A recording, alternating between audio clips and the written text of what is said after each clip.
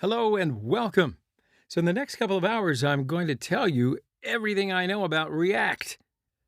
Now, before I blow you away with all of my technical expertise, I want to tell you very quickly what you're going to learn and how you can get help inside of this course.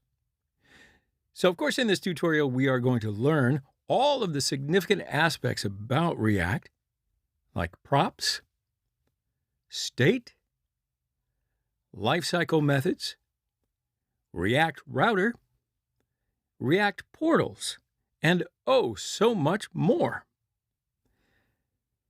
So as we start to go through the videos and write out our code, if you have any questions or need any help troubleshooting, you can reach out to me on Udemy's Q&A section down below.